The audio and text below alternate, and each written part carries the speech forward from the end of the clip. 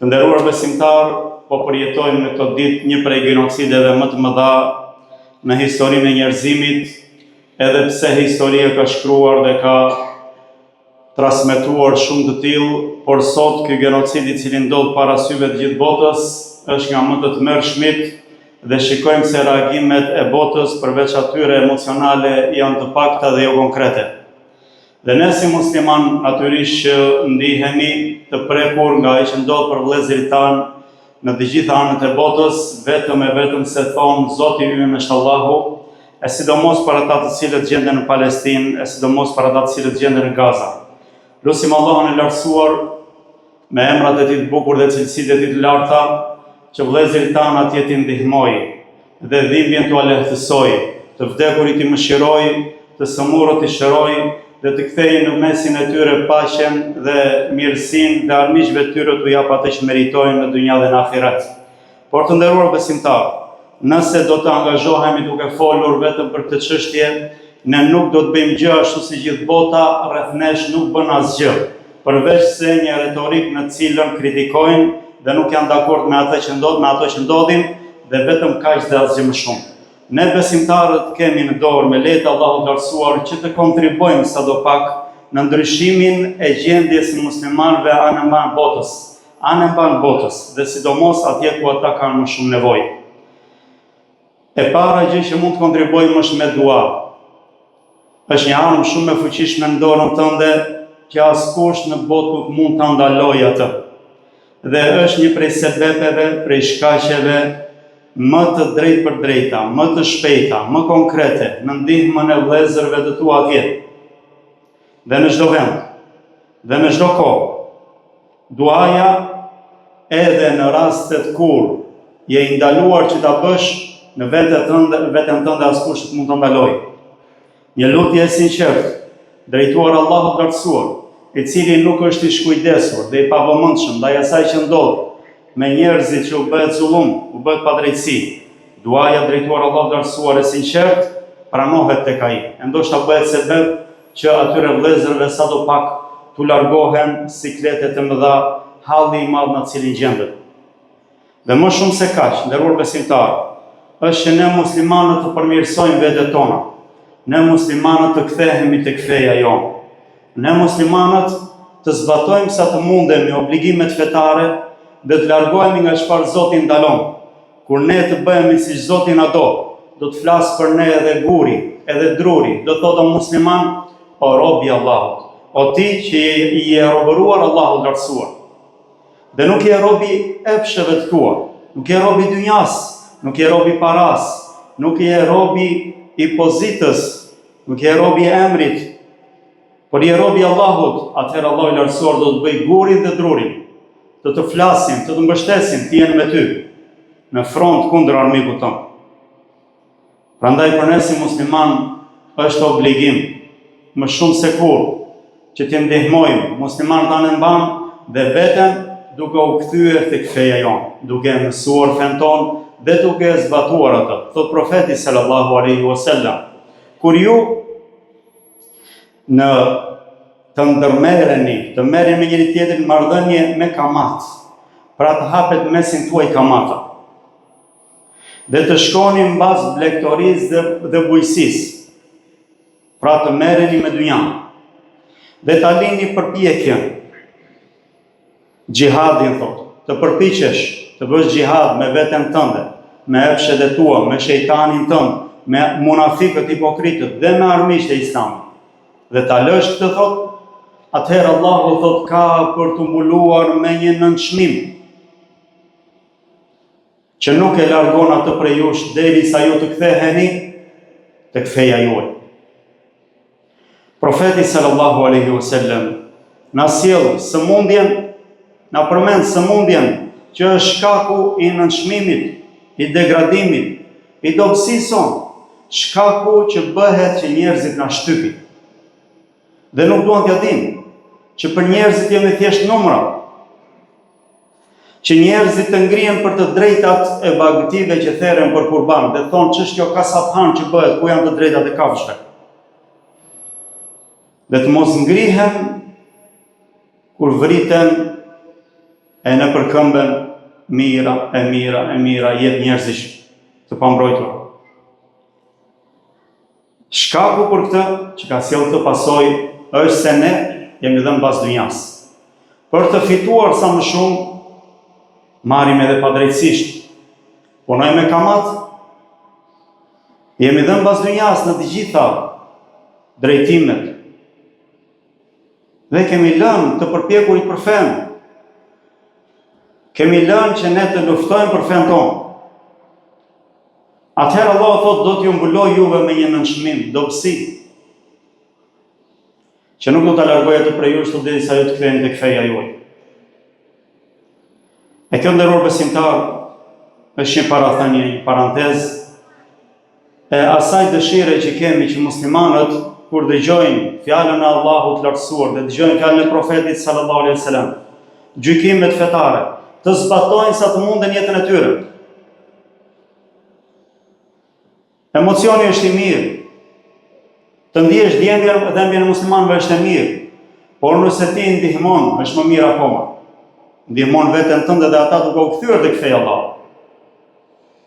Ky kthim sjell krenari për muslimanët. Prandaj ne vazhdojmë në këto hutbë, në këto predikime të flasim për çfarë na kthen tek Zoti. Që na mëson si të bëjmë më të mirë para Allahut. Të mësojmë çfarë Allahu do që ta zbatojmë dhe çfarë Allahu nuk pëlqen dhe ndalon që t'i largohemi. E sot është një përkujtim në pak pika për 10 ditët e Dhulhixhes, të cilat janë në derë. Pra mbas pak ditësh do të futet muaji hënor i Dhulhixhes. Ky muaj në të cilin ndodhet Kurban Bajrami. Muaji hënor i Dhulhixhes, në të cilin ndodhet Kurban Bajrami. Dhe ndodhet në të ditë e Arafatit. Dhe 10 ditët e para këtij muaji konsiderohen 10 ditët e para të Dhulhixhes dhe 10 ditët më të mira të vitit, më të dashura tek Allahu i lartësuar. Dhe që puna, adhurimi që bëhet në to është më i dashuri dhe më i vlerësuar tek Allahu i lartësuar. E ky është një përkujtim që kur të futen këto 10 ditë, ne ta shfrytëzojmë këtë sezon adhurimesh në mënyrën më të mirë, të afrohemi tek Zoti ynë, të paksojmë barrën e gjunaheve tona, të largohemi nga veset, nga gjunahet dhe të bëhemi besimtar më të mirë. Allahu i lartësuar na urdhëron që ne të garojmë, ne të nxitojmë, ne të konkurrojmë me njëri tjetrin për të fituar xhenetet e lartë, për të fituar mirësitë e Allahut. Thot Allahu i lartësuar sabiqu ila maghfiratin min rabbikum wa jannatin arduha ka ardi as-samai wal ard u'iddat lil ladina amanu billahi wa rusulihi dhalika fadlullahi yu'tihi man yasha wallahu dhul fadli al-azim. Thot ju garoni do të thot që ti të vraposh të dalësh i pari, të mos të ta kaloj askush tjetër. Siç nuk pëlqen që në çështjet e dynjas ta kaloj dikush tjetër. Sa sedër ka njeriu kur dëgjon se filani ka nga shokët, po thot pse mos kem dhe unë. Allahu i lartësuar thot këtë garim bëje për në xhenet. Në falin nga Zoti jot dhe për në xhenet. Gjerësia të cilit është sa e qiejve dhe e tokës. Është përgatitur. E ka përgatitur Zoti i lartësuar atë për ata të cilët besojnë në Allahun dhe dërguarin e Tij. Domethënë që bindën Allahut dhe dërguarit të Tij. E kjo është mirësia e Allahut dhe ajo kujt të dëshirojë. E Allahu posedon mirësi madhështore. Lutim Allahun na jap kjo mirësi, ne ta bëjmë nga ata që garojnë për të arritur tek ai, të bëhemi nga ata besimtarë që kur i ngrën duart tek Allahu i lartësuar, u thot po o robi im, tu përgjigja.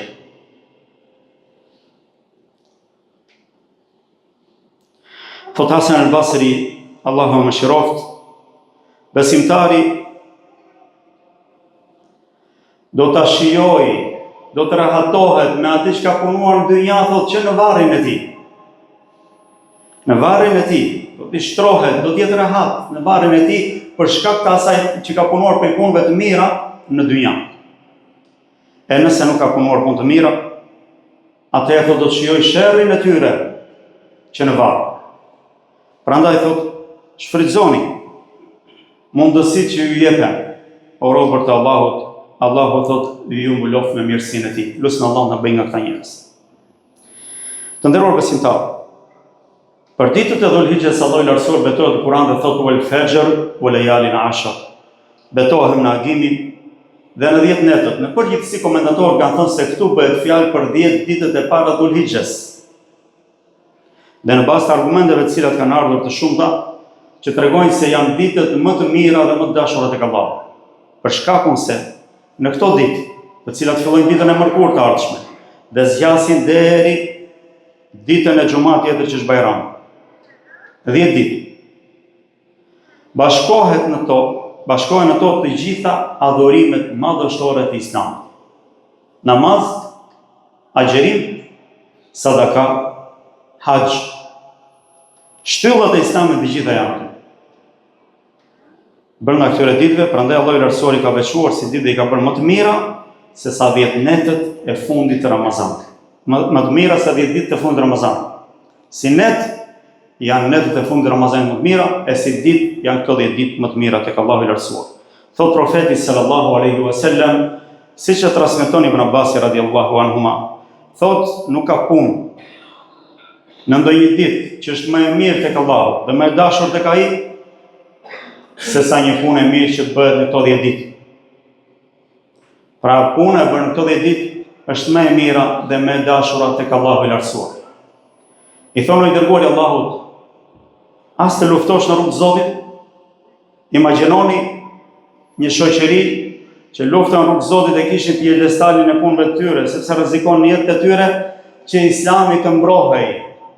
Bërthama Islami të mbrohej, që të shpërndahej pastaj gjithë botën dhe ne të ishim nga frytet e asaj pune që ata bën. Dhe e dini se çdo thoshte të luftojnë në rrugë të Zotit, kur gjithë përreth teje i kisha armiq.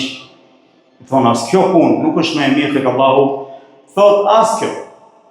Nuk është më e mirë tek Allahu përveç njeriu që del vetë dhe me pasurinë e tij, pra është armatosur, ka marrë përgatitjet e tij me pasurinë e tij, me paranë e tij, jo nga shteti, dhe nuk kthehet në asnjë, nuk ka bie shahid në rrugë të Zotit. Dhe nga kjo kuptojmë nderuar besimtarë, se punët e mira që bëjnë besimtarët në këto 10 ditë, edhe nëse Allahu s'ta ka bërë si të shkosh në haxh, janë më të mira edhe se haxhi vetë. Dhe është një mundësi që Allahu i Lartësuar u jep atyre të cilët nuk kanë mundësi të shkojnë në haxh, sepse të gjithë duan vizitën e Ka'bes. Të gjithëve duan ato zemra, e kanë zemrën të lidhur me Ka'ben, duan të shkojnë, të shikojnë, të bëjnë haxhin. Por Allahu i Lartësuar ka bërë obligim vetëm për ata që e kanë mundësinë. E nëse nuk e ke mundësinë, Allahu i Lartësuar të jep mundësinë që këto ditë të shfrytëzosh dhe të marrësh shpërblime madje më shumë se sa ata që shkojnë në haxh. Në këto ditë nderuar besimtarë është dita e Arafatit. Dita në cilën Allahu i Lartësuar plotësoi fen. Zbriti ajeti i fundit el-yawma akmaltu lakum dinakum. Sot u kam plotësuar juve fen tuaj. Wa atmamtu alaykum ni'mati. Thotë dhe kam përmbushur mirësinë time ndaj jush. Wa raditu lakum al-islam dina. Dhe jam i kënaqur që ju të keni Islamin për fe. Ky ajet ka zbritur ditë Arafatit. Kjo ditë madhështore që profeti alayhi salam ka thënë, kush agjeron ditën e Arafatit, shpresoj nga Allahu që t'i falë atij gjunat e vitit kaluar dhe vitit ardhshëm. 2 vite. Shpërblim e falë gjunahesh për ata të cilët nuk ka shkuar në haxh dhe agjerojnë ditën e Arafatit. Në këtë ditë kur Allahu i Lartësuar çliron njerëz nga zjarri, që do thotë Allahu i Lartësuar i garanton disa njerëz që meritojnë faljen e tij t'i amnistojë nga zjarri i xhehenemit. Këta njerëz nuk i prek zjarri. Ditën e Arafatit, thot profeti sallallahu alaihi wasallam, nuk ka ditë që Allahu i Lartësuar çliron, shpëton, amniston më shumë njerëz nga zjarri se sa dita e Arafatit. Ai afrohet thot në qiellin e dunjas dhe u lëvdohet me lajkeve, me besimtarët dhe u thot për çfarë kanë ardhur këta njerëz në Arafat. U lëvdohet me lajkeve dhe i fal këta dhe mëshira Allahu i Lartësuar dhe çlirim nga zjarri i përfshin ata që janë në haxh dhe ata të cilët nuk janë në haxh, e hadithi është tek Muslimi.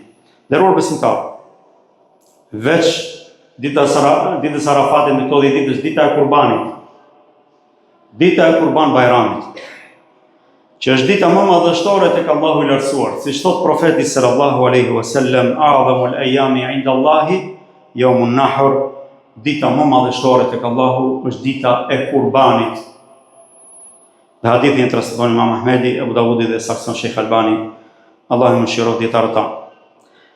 Gjithashtu profeti sallallahu alaihi wasallam tregon se dita e Arafatit, dita e Kurbanit dhe ditët e Shrikut janë ditë feste për gjithë muslimanët. Janë ditë feste për gjithë muslimanët. Janë ditë të veçanta të vitit, pra në kalendarin islam. Të nderuar besimtarë, çfarë bëjmë ne në këto ditë që të përmirësojmë vetën tonë? Pëlqejet në to agjerimi. Agjerimi i këtyre ditëve sa më shumë. Mund t'i agjerosh të gjitha, ose mund t'i agjerosh mes tyre. Agjerimi është nga punët e pëlqyera në këto ditë. Një nga gratë e profetit sallallahu alaihi wasallam transmeton dhe thot profeti sallallahu alaihi wasallam agjeronte 9 ditët e Dhulhijhes. Dhe hadithi vjen tek Abu Daudi dhe sakson Sheikh Albani. Dhe gjithashtu profeti sallallahu alaihi wasallam nxit për agjerimin e ditës së Arafatit, siç e dëgjuam më lart, prandaj nuk duhet që të neglizhojmë në agjerimin e saj. Prej punëve tjera të mira është tekbiri që bëhet në këto 10 ditë. Dhe tekbiri është dy lloje, është i përgjithshëm, që fillon që ditën e parë, që fillojnë ditët e Tashrikut, deri ditën e 13 të Dhulhijhes, pra dhe 3 ditë mbas Bajramit. Dhe tekbiri tjetër i cili bëhet vetëm mbas namazeve, që fillon me namazin e sabat ditës Arafatit, sa mbaron namazi, sa jepet selam, bëhet tekbir me zë të lartë. Deri në 3 ditët mbas Bajramit. Pra 5 ditë bëhet tekbir mbas çdo namazi farz. Thot profeti sallallahu alaihi wasallam, nuk ka ditë më madhështore tek Allahu, dhe as më e dashur puna që bëhet në tokë, se sa këto ditë të Dhulhijhes dhe puna që bëhet në këto 10 ditë. Prandaj shtojeni shumë thot tehlilin, tekbirin dhe tahmidin, që do thotë të thënët la ilaha illallah, Allahu ekber, elhamdulillah, pra bëni sa më shumë dhikër në këto ditë. Dhe hadithi është tek Imam Ahmedi dhe sakson Sheikh Ahmed Shakir. Të nderuar besimtarë, ne lutim Allahun e lartësuar na bëj të mundur që të bëjmë nga punët e mira sa më shumë në këto 10 ditë. Kush e bën një jetë që të bëj kurban, që nga dita e parë që futet dita e Dhulhijhes, të mos prek flokët e tij dhe thonjtë e tij. Thot profeti sallallahu alaihi wasallam, kushdo i cili ka bërë një jetë që të bëj kurban, të mos i prek thonjtë dhe flokët e tij, derisa të therrë. Dhe kjo është një simbolik që në këto 10 ditë veçanta, besimtari përngjason me haxhiun i cili është në haxh, i cili në ihram nuk e ka të lejuar të këpus fije floku, të pres thonjtë, pra apo të heq nga lëkurat të cilët dalin në anët e thonjve. Kështu dhe ai që është në haxh ngjason me ta, derisa të pres kurbanin. Kjo është një dispozit që kryetari i familjes, i cili do të bëj kurban, e ka vendosur bëj kurban, është mirë, pëlqejet për të dhe merr shpërblime nëse e zbaton në këto 10 ditë të Dhulhijhes. Në këto 10 ditë nderuar besimtarë është kurban, që kush ka mundësi nuk lejohet të mos e bëjë atë, sepse është një prej dispozitave madhore të Islamit. Këto bagti që Allah i lartësuar i ka krijuar dhe i ka nështruar që ne t'i shfrytëzojmë për të mirat tona, Allah i lartësuar ka urdhëruar që kush ka mundësi ta bëjë kurbanin. Dhe është suneti i Ibrahimit, pra është zakoni i tij dhe ne e pasojmë atë. Kur Allah i lartësuar obligoi dhe urdhëroi të therrte të flionte djalin e tij, ai u dorëzua Zotit dhe thot Allah i lartësuar se kur ai e vendosi, ata e dorëzuan Zotit, dhe kur e vendosi djalin e tij me kokën poshtë për ta therrur, e thërritëm thot Allah i lartësuar, o Ibrahim, ti e çove në vend urdhrin e Zotit dhe plotësove atë që pen ëndër, prandaj lere atë dhe Allah i lartësuar i zbret një kurban që ta therte dhe kjo ngeli sunet tek muslimanët. Prandaj kush ka mundësi të mos neglizhoj, por të zgjedh për kurban sa më të mirën bagëti, sa më të plotën për ta bërë atë kurban për hir të Allahut lartësuar. Lutem Allahun lartësuar na bëj rrezik punë të mira, na bëj të kthehemi tek feja jonë, ta zbatojmë fen tonë ashtu siç Allahu lartësuar kënaqet me ne. Wa sallallahu wasallam ala nabina Muhammed wa ala alihi wa ashabihi ajma'in. Alhamdulillahi rabbil alamin wa afdhalus salatu wa tamu taslim ala nabina Muhammed wa ala alihi wa ashabihi ajma'in. Të nderuar besimtar, sa herë që vijnë këto sezonet mirësive, ne duhet të ekspozojmë para mëshirës së Zotit, në mënyrë që Allahu i lartësuar të na përfshijë në mëshirën e Tij. Të parët tanë të mirë, selefët e këtij ummeti, përpiqeshin shumë në shfrytëzimin e këtyre ditëve dhe jo vetëm, në të gjitha sezonet e mirësive që ata kalonin, ata përpiqeshin me të gjitha forcat e tyre dhe garonin për punë të mira dhe nxisnin njëri tjetrin për punë të mira. Said ibn Jubair, Allahu e mëshiroft, që ishte prej tabiinëve, prej prisave, imamllarëve tabiinëve, kur hyni këto 10 ditë, përpiqej aq shumë në adhurim, sa që bënte një adhurim që nuk mund të përballohej. Dhe thoshte, mos i fikni dritat në shtëpitë tuaja. Pra, nxiste për adhurim, që njerëzit mos flinë, por të faleshin për Allahun e lartësuar. Dhe thoshte, zgjojini edhe fëmijët tuaj, familjet tuaja, edhe shërbëtorët tuaj, në mënyrë që ta agjerojnë thot ditën e Arafatit. Pra nxitje prej tyre dhe punë prej tyre për të shfrytëzuar mirësinë e këtyre ditëve. Ibn Rajab, Allahu mëshiroft, thot, përderisa Allahu i lartësuar ka bërë të dashur në zemrat e besimtarëve, shkuarjen në Kabe, parjen e Kabes, vizitën e saj, por nuk ka dhënë të gjithëve mundësinë në çdo vit që ta vizitojnë atë, por vetëm pak prej besimtarëve shkojnë atje dhe bëjnë haxhin. U ka dhënë mundësinë të tjerëve në këtë sezon mirësish, në këto 10 ditë, që të kenë prej shpërblimeve aq sa kalojnë me to dhe haxhilerët, sepse profeti alayhi salam thotë se puna e mirë në këto 10 ditë ja kalon edhe xhihadit, dhe xhihadi thotë është më i mirë se sa haxhi. Lutim Allahun e lartësuar të na bëjë që të shfrytëzojmë jetën tonë për mirë, t'i afrohemi Allahut të lartësuar me çfarë ai kënaqet, ta mbyllim jetën si besimtar. Lutim Allahun e lartësuar me emrat e tij të bukur dhe cilësitë e tij të larta, që t'i ndihmojë muslimanët në 4 anët e botës. Dhe lutim Allahun e lartësuar t'i ndihmojë ata që janë në Palestinë, dhe gjithashtu në Sudan, dhe në Yemen, dhe në të gjitha vendet e Islamit ku ata shtypen padrejtisht. Lutim Allahun e lartësuar që zullumçarëve t'u jap atë që meritojnë. Lutim Allahun e lartësuar të na bëjë besimtar të mirë.